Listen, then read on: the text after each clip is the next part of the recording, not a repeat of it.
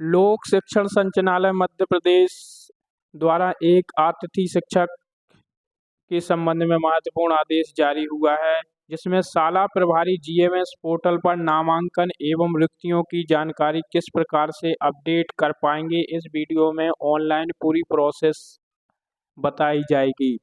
तो आइए देखते हैं इस आदेश के अनुसार किस प्रकार से ऑनलाइन प्रोसेस होगी।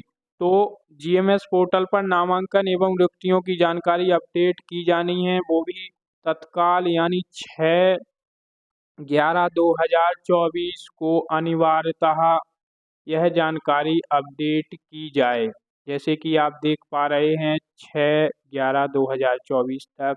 और शाला प्रभारी के लॉगिन से अध्ययनरत छात्र संख्या की जानकारी कक्षावार एवं विषयवार दर्ज की जानी है।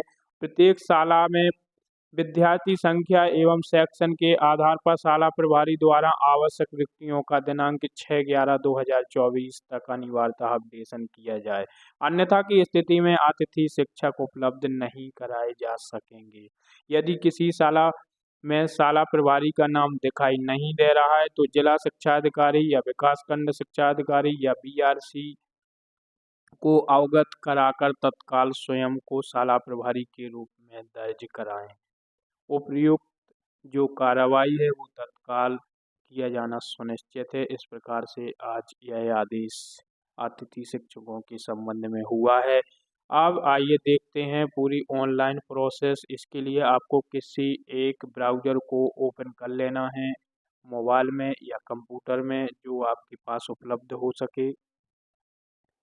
अब आपको यहाँ पर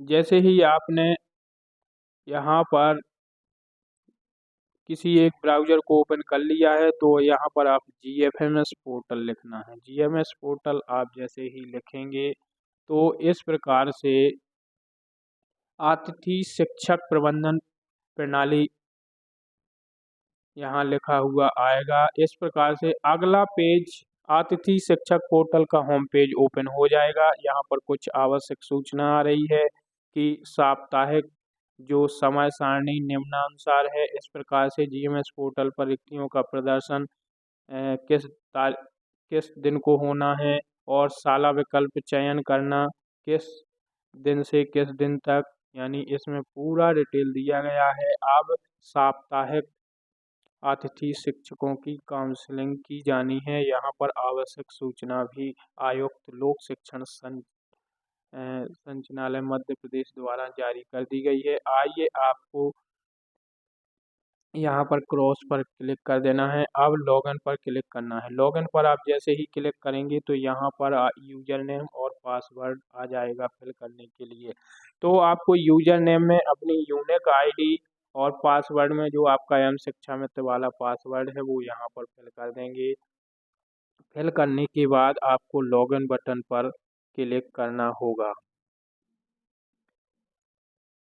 लॉगिन बटन पर जैसे ही क्लिक करेंगे तो इस प्रकार से अतिथि शिक्षक पोर्टल पर शाला प्रभारी लॉगिन हो जाएंगे।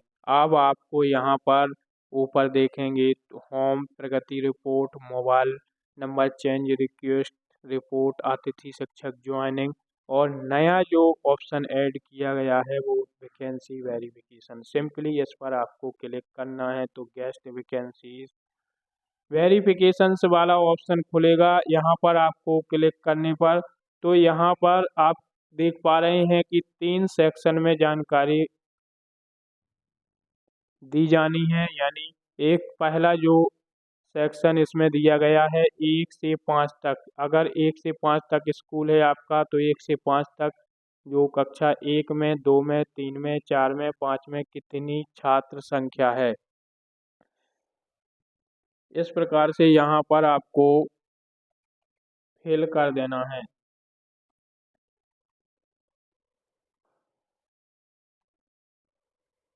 और दूसरा जो सेक्शन इसमें दिया गया है कि मिडिल हाई स्कूल जो इस हैं 6 से 10 तक, उनकी जानकारी यहाँ पर सब्जेक्ट वार आपको भरनी होगी कि मैथ में कक्षा 6 में कितने स्टूडेंट हैं, 7 में कितने हैं, 8 में कितने हैं, 9 में कितने हैं, 10 में।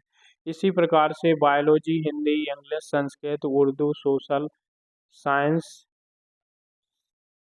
जितनी भी विषय हैं यहाँ पर विषय बार आपको छात्र संख्या फिल करनी होगी। इसी प्रकार से क्लास जो 11-12 है, यहाँ पर भी Hindi, English, Sanskrit, Urdu, physics, chemistry, math, biology, history, political science, economics, agriculture, commerce, home science, जो वोकेशनल एजुकेशन वाले सब्जेक्ट हैं उनमें वह संख्या भी आपको अगर है तो भरनी है, नहीं तो छोड़ देनी है। जियोग्राफी और सोशोलॉजी, फाइन आर्ट्स, इस प्रकार से यहाँ पर जानकारी आपको भर देनी है। फिल करने के बाद में आपको यहाँ वैकेंसी वेरिफिकेशन का लास्ट में ऑप्शन मिलेगा कि आपके यहाँ पर जो पोर्टल पर SS3 पैनल है और वैकेंसी पोर्टल पर 2 शो हो रही हैं। आपके अनुसार यानी शाला प्रभारी के अनुसार वैकेंसी फॉर गेस्ट टीचर कितनी हैं स्कूल में, तो आप यहाँ पर मैनुअली टाइप करके भर देनी है कि वैकेंसी कितनी रिक्त हैं। रिक्त वैकेंसी ही यहाँ पर फिल करनी है। इसके बाद सेव बटन पर सिंपली क्लिक कर देंगे। तो इस प्रकार से you have already upload the vacancy for the school, हमने पहले ही ऑनलाइन क्लास 1 से 5 तक जो छात्र संख्या है फिल कर दी है, इसलिए इस प्रकार से मैसेज आ रहा है कि आप ऑलरेडी वैकेंसी अपडेट कर चुके हैं।